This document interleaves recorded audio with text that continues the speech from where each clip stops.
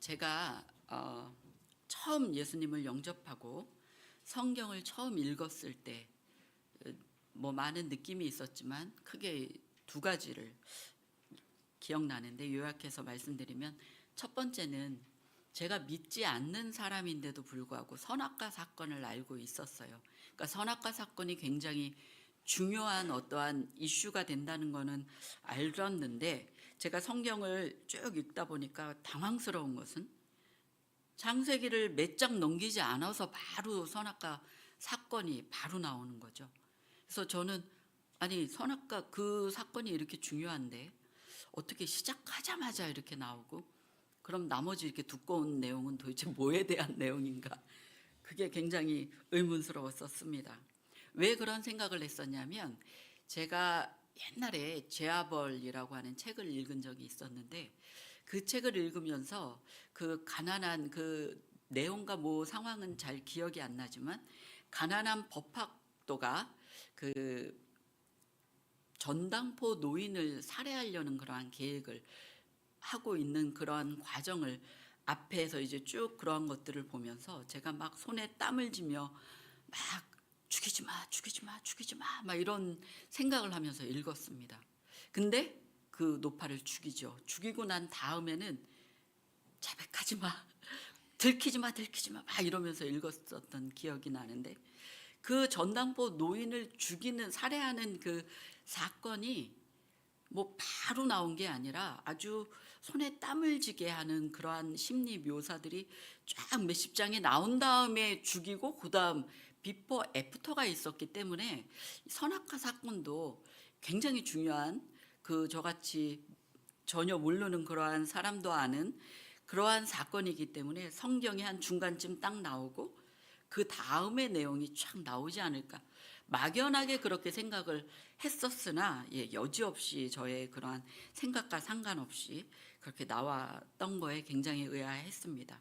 그리고 제가 두 번째 놀랬던 건 뭐냐면, 성경이 다른 책들과 아주 특별히 독특하거나 독창적인 책이 아니라는 거에 놀랬습니다. 왜냐하면 제가 알기로는 성경이 2000년, 지금 복음을 얘기하는 거 아닙니다. 아주 지극히 인간적인 눈으로 봤을 때 이야기를 하고 있는데, 여러분 너무 감흥을 받으시는 것 같아서 그거 아니라는 거. 2000년 동안의 베스트셀러라고 내가 들었었는데, 어떻게 그 아주 대단한 그러한 어떠한 책보다 더 우수하고 더 어떠한 그 매력이 있고 쇼킹하거나 뭐 어떠한 뭐 아주 뭐 특별한 어떤 게 있어야 될 것 같다는 그러한 생각이 있었는데, 없었던 거, 그게 굉장히 놀라웠던 거죠. 그런 의미에서 이 잠언은 제가 놀랬던 거에 아주 피크를 찍는 그러한 내용들이 전혀 세상에 있는 지혜서와 뭐가 이렇게 다르지? 여러분은 다 은혜로 읽고 계시기 때문에 달라, 막 이런 표정으로 그렇게 보시는데, 저는 지혜서는 성경에만 있는 줄 알았어요. 지혜자는 성경 그 어떠한 그러한 그 이스라엘에만 있는 줄 알았어요. 그랬는데 열왕기 4절, 4장 29, 30절을 같이 읽어보도록 하겠습니다. 시작.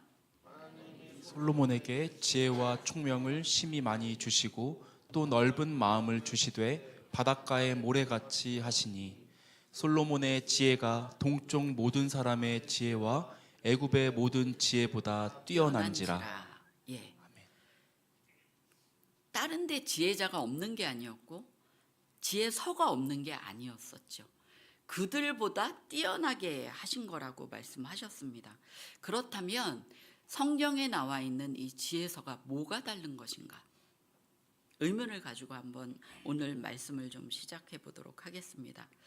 지혜서는 성경이 대체로 이스라엘과 하나님과의 그런 관계에 관한 그러한 내용들이 많다면, 지혜서는 그러한 내용에 초점을 맞추고 있다기보다는 일반적인 보편적인 사람들의 라이프, 삶에 관한 그러한 거에 더 초점을 맞추고 있는 책이라고 볼 수 있겠습니다.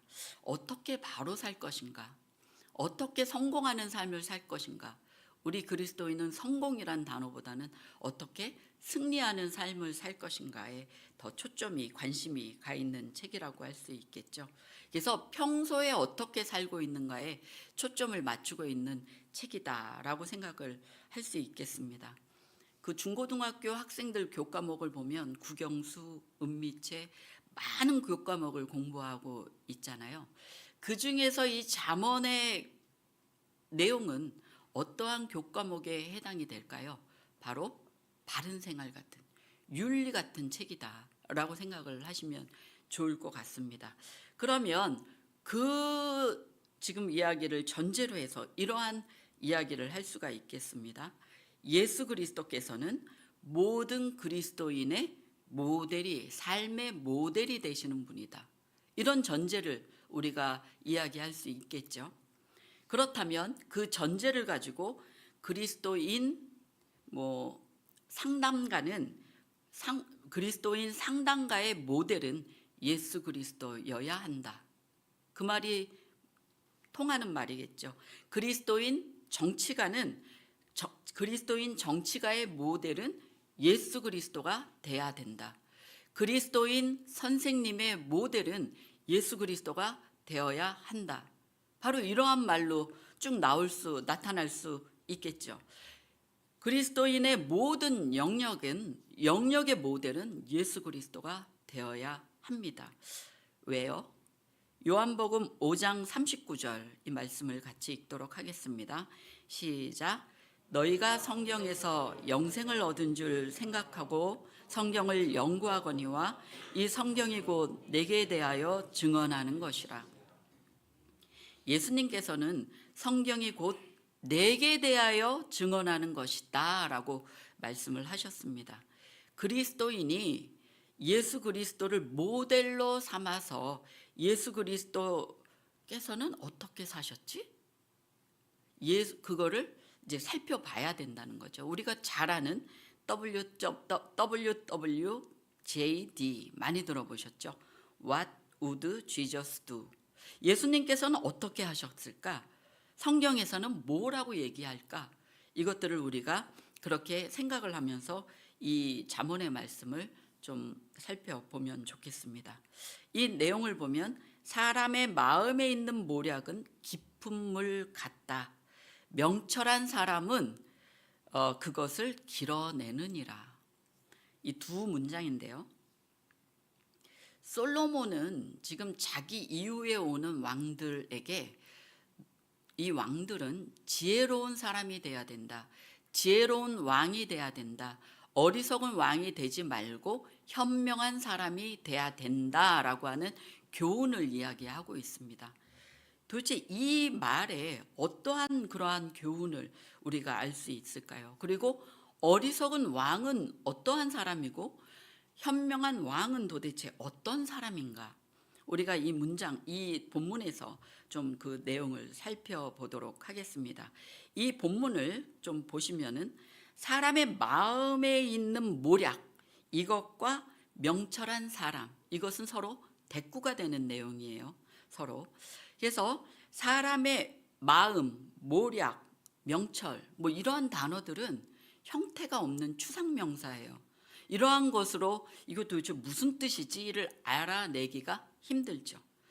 그러면 그 다음에 첫째 줄에 그 다음에 나와 있는 단어가 뭐냐면 사람의 마음에 있는 모략은 깊은 물 같다라고 했어요.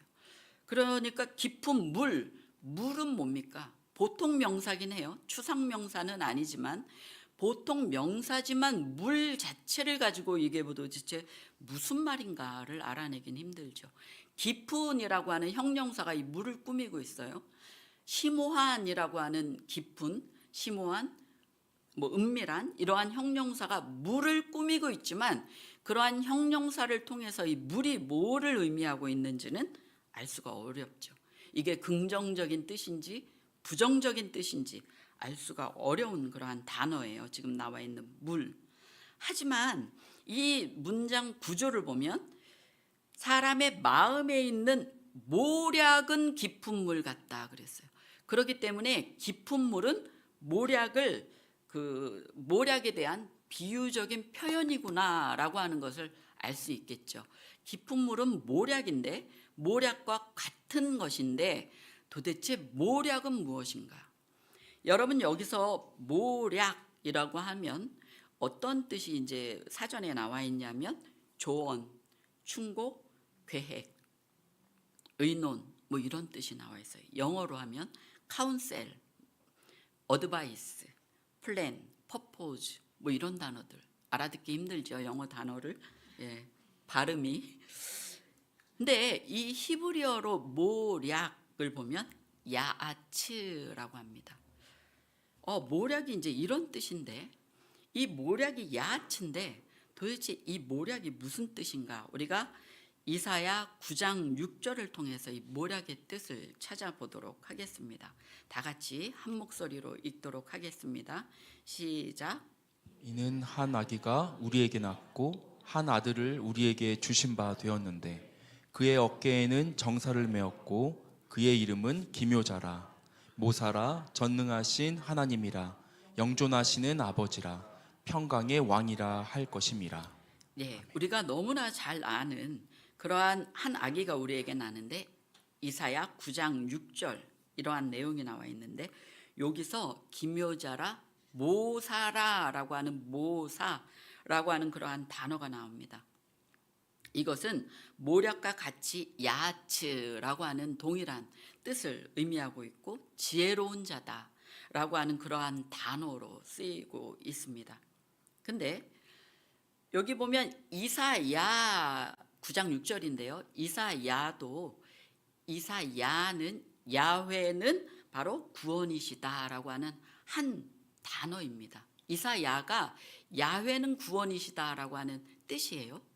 그렇듯이 여기 그의 이름은 기묘자라 모사라라고 나와 있지만 우리말 성경에는 기묘자와 모사가 떨어져 있지만 영어 성경을 보더라도 영어 성경에는 기묘자인 모사라라고 하는 이사야 같이 한 단어로 되어 있다는 거죠. 그래서 영어로 보면 원더풀 카운셀러, 놀라운 상담가, 놀라운 어떠한 지혜자다라고 하는 한 단어로 쓰여져 있습니다. 그래서 이게 그 원더풀 카운셀러라고 하는 기묘자인 모사라라고 표현을 하고 있습니다. 그러면 모략이 바로 무슨 뜻인지 우리가 감이 오죠. 바로 이 모략은 깊은 물과 같다라고 우리가 지금 이 본문에서 이야기하고 있는데 지금도 깊은 물과 모략이 지금 동일한 그러한 비유로 써져 있는 것은 알았지만 같다라고 하는 단어가 지금 여기 나와 있습니다. 깊은 물과 같다. 영어라면 is like라고 할 수 있는데 영어 본문이나 영어로 쓴 번역본들이나 우리말 한글 개역 그 성경에는 같다라고 하는 내용이 이렇게 번역이 되어 있지만 히브리어 원문에는 같다라고 하는 단어가 없습니다. 그렇기 때문에 히브리 원문에서 사람의 마음에 있는 모략은 깊은 물, 명철한 사람은 그것을 길어내느니라라고 해서 이 문장의 단어는 동사는 한 개예요. 길어내느니라. 뭘 길어냅니까? 그것을 길어낸다. 그것을이 뭡니까? 깊은 물을 길어낸다. 그 단어는 지금 하나가 나와 있는 거죠. 유일한 동사입니다. 깊은 물을 길어내는데 이 깊은 물에 대한 내용은 잠언 18장 4절에 또 나와 있어요.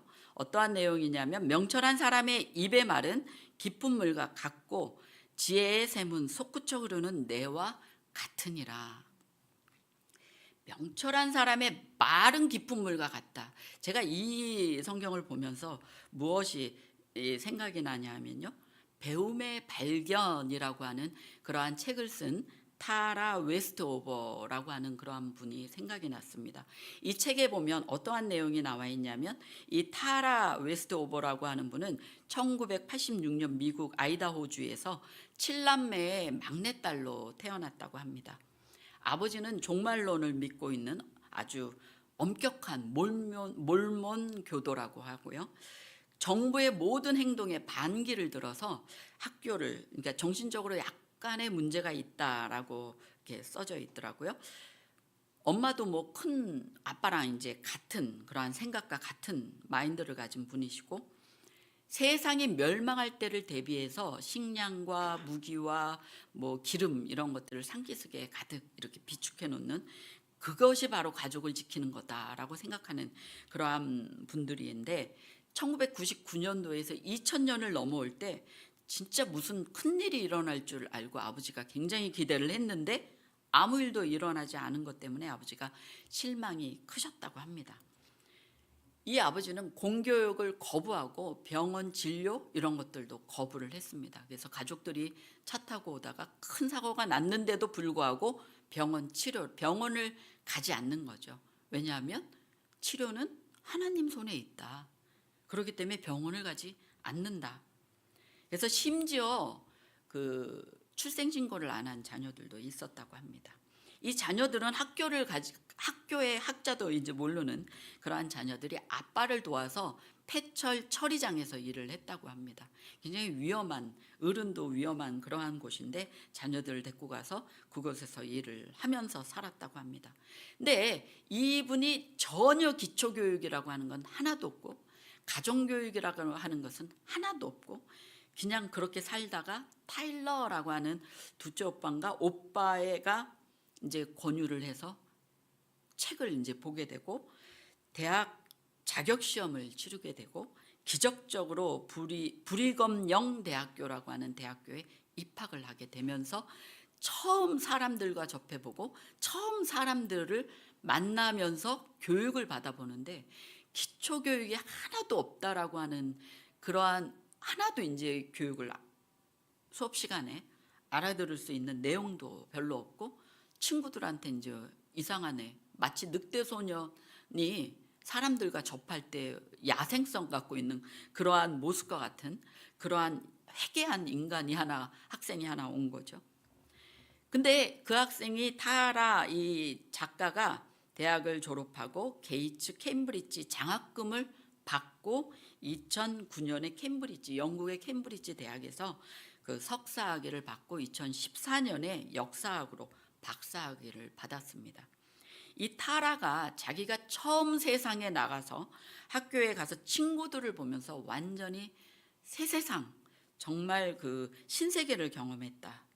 그러면서 점점 자기의 삶을 깨우쳐 알면서 다른 사람들의 사는 것을 보니까 너무나 자기 가정이 너무나 이상한 다른 가정이라는 걸 이제 깨우쳐 알게 되는 거죠.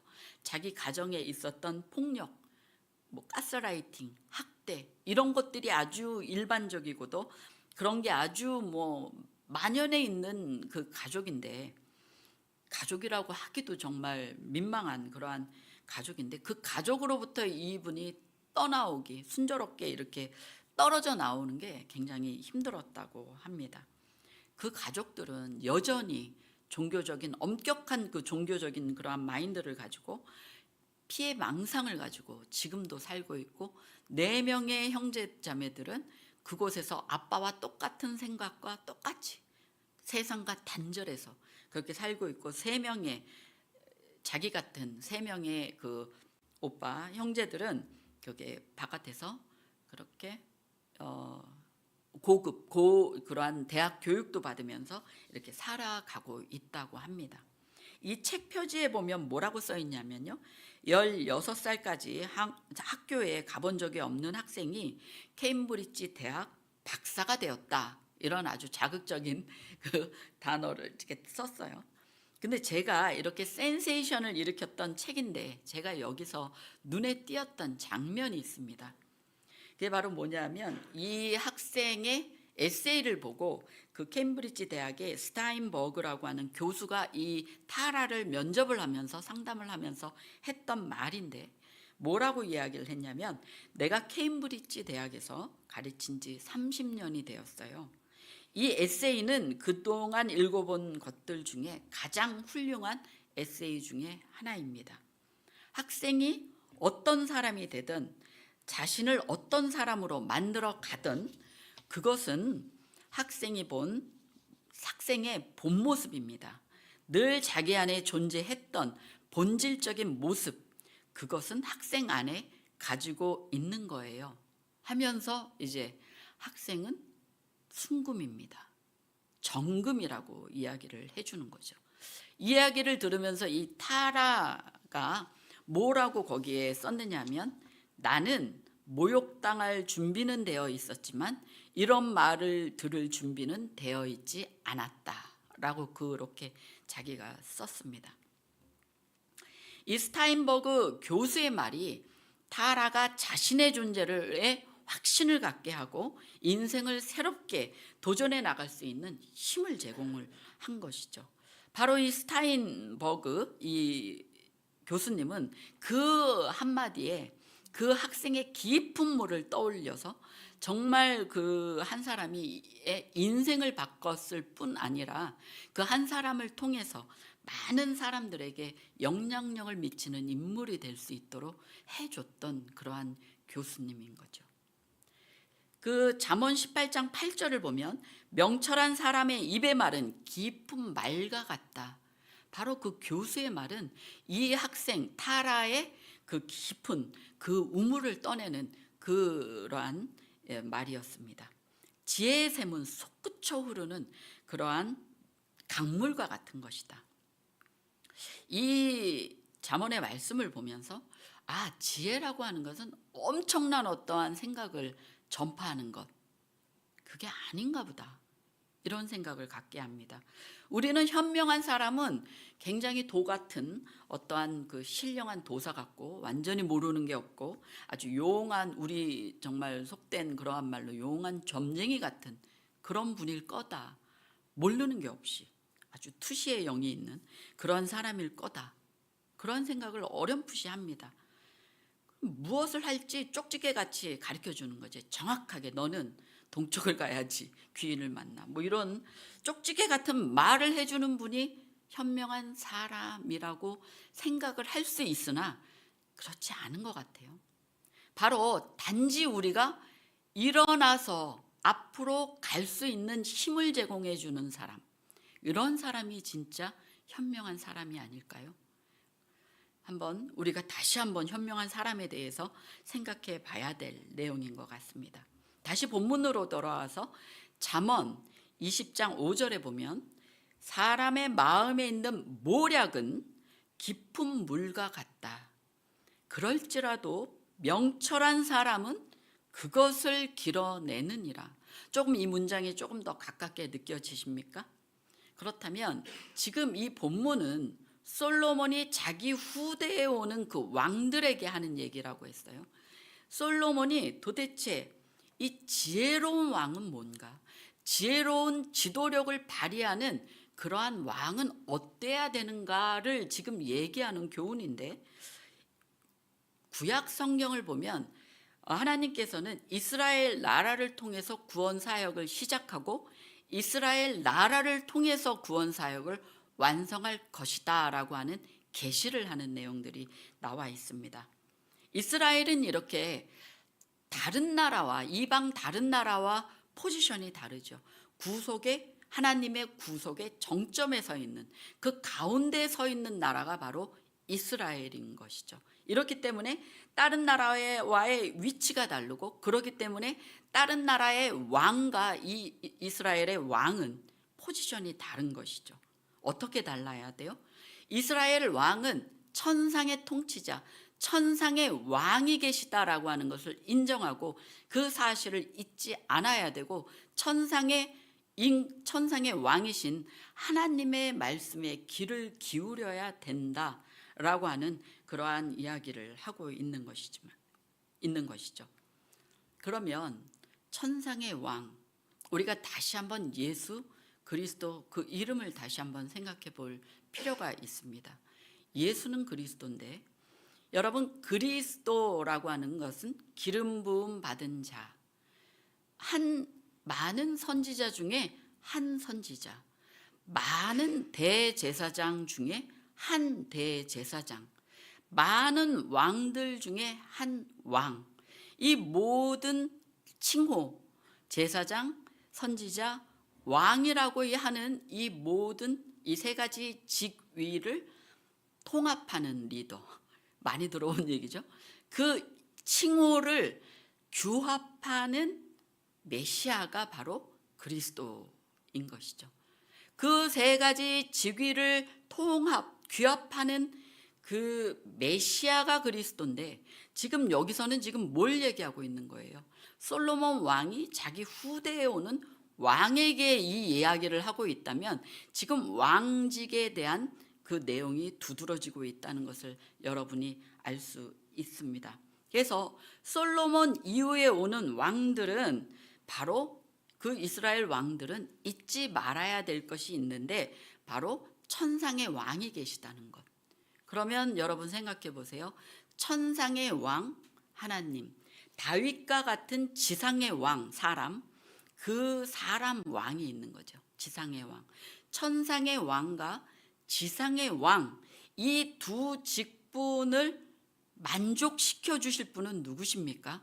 바로 성자 예수 그리스도 한 분이신 거죠. 그래서 영원한 다윗의 나라라고 하는 이야기를 여러분 성경에서 많이 봤어요. 영원한 다윗의 위, 왕위, 영원한 다윗의 나라, 영원한 다윗의 위, 이것은 아까도 얘기했지만 천상의 왕 하나님, 다윗 같은 인간의 왕, 그러니까 천상의 하나님이고도 지상의 왕인 인간이어야 된다. 마태복음 1장 1절에 이야기가 나와 있죠. 아브라함과 다윗의 자손 예수 그리스도, 인간의 왕. 그리고 여러분 요한복음 20장 31절에 보면 오직 이것을 기록함은 너희로 예수께서 하나님의 아들 그리스도이심을 믿게 함이라. 바로 하나님의 아들 예수 그리스도, 천상의 왕이 되시는 거죠. 다윗의 후손 곧 사람이시고요, 하나님의 아들 곧 하나님이신 분이십니다. 해서 다시 여러분 정리를 하면, 어리석은 지도자는 천상의 왕의 그 뜻에 불순종하는 왕이 되겠죠. 어리석은 왕은 천상의 왕과의 관계도 수립이 되지 않았지만 이 땅의 많은 지혜로운 신하들과의 관계에서도 이 신하들의 충언을 듣지 못한, 분별해내지 못하는 왕이 어리석은 왕이다라고 이야기를 하고 있는 것입니다.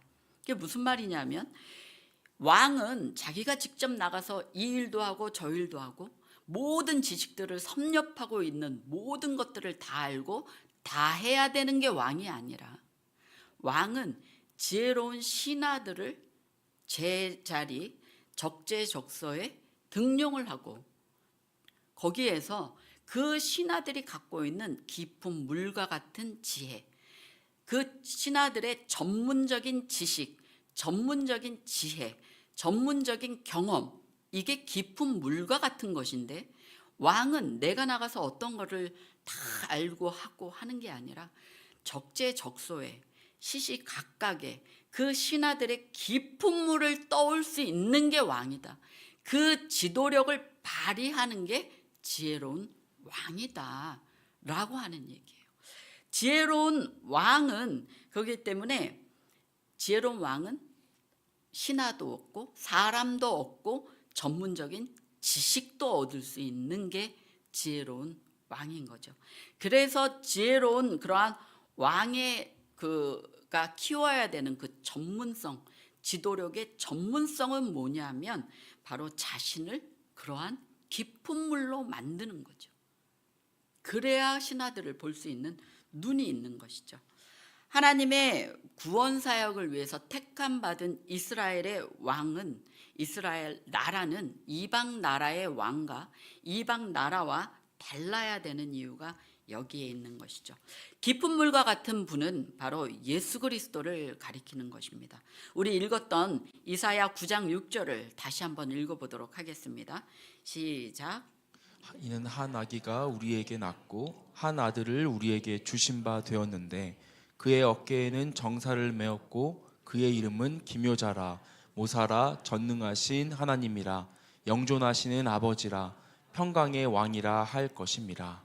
예, 자신의 깊은 지혜로 자기 백성을 다스릴 분, 이분이 바로 예수 그리스도고, 예수 그리스도의 사역을 미리 이사야가 그것들을 이렇게 이사야서에 미리 쓰고 있는 그러한 내용입니다.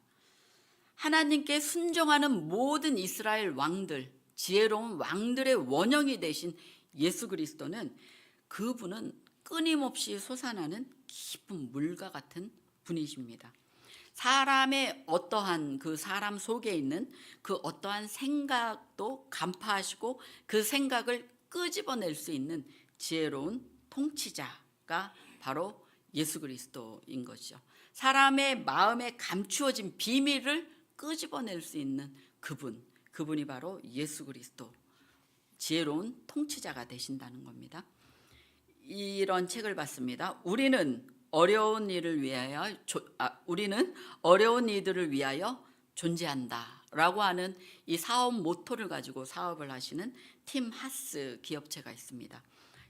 이 책을 쓰실 때는 하영록 장로님이셨는데, 이분은 목사님 아들로 태어나셔서 아주 독특한 그러한 어린 시절을 보내고 초등학교 6학년 때 미국으로 이민을 가셔서 거기서 이제 교육을 받으시고 주차 빌딩 전문 설계 회사인 워커사에 입사해서 아주 승승장구를 해서 29살 나이에 중역의 자리에 오르게 되고 아주 성공 가도를 달렸습니다.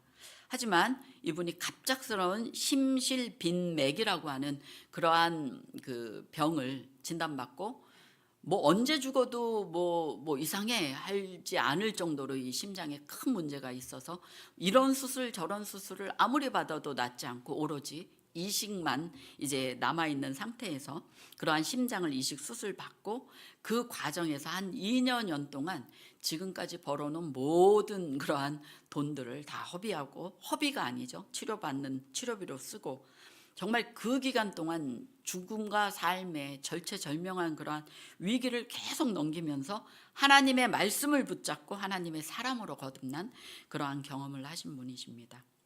이분은 잠언 31장의 말씀에서 얻은 지혜로 하나님의 기업 티마스를 시작하시게 됐습니다.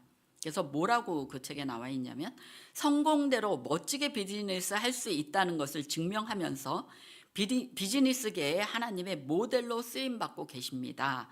이 책에 그렇게 나와 있는데, 제가 이 책을 읽으면서 가장 인상적으로 봤던 내용은 잠언 31장 16절의 말씀에 이러한 말씀이 나와 있는데, 밭을 살펴보고 사며 자기의 손으로 번 것을 가지고 포도원을 일구며 라고 하는 이 말씀을 가지고 이 장로님은 어떻게 하나님의 말씀을 받았냐면, 사업은 남의 돈으로 하는 게 아니라 내가 번 돈으로 하는 거구나, 내가 번 돈으로 그렇게 이 사업체를 읽어야 되는구나, 이대로 하리라 하면서 사업을 시작했는데 돈이 하나도 없는 거예요. 그래서 어떻게 할까 하다가 집 창고에 사무실을 오픈을 했습니다. 그리고 이제 동생이 이제 의사셨는데, 그 동생이 전화를 해서 형, 사업을 시작했는데 얼마 필요해? 라고 물어보더래요. 그랬더니 이 장로님이 좋은 컴퓨터 한 대만 있으면 돼 그랬대요. 그래서 그 동생이 좋은 컴퓨터 한 대 보내주고 그러니까 사무실에 좋은 컴퓨터 한 대와 무일푼으로 이제 사업을 시작을 하셨죠. 그렇게 해서 이제 사업을 시작했는데, 옛날에 회사 다닐 때는 많은 사람들을 만나고 많은 사람들을 만나면서 또 에너지가 나와서 그 에너지로 또 살고 기쁘고 즐겁게, 여기서 또 결과물이 나오는데 혼자 우두커니 사무실에 차고에 앉아 있다 보니까 마음은 위축되고 생각은 너무 막 이거저거 막 갈등이 되고 막 이런 여러 가지 상황들이 이제 펼쳐지는 거죠. 그래서 안 되겠다 해서 이분이 집에서 그 차고까지 먼 거리 아니잖아요.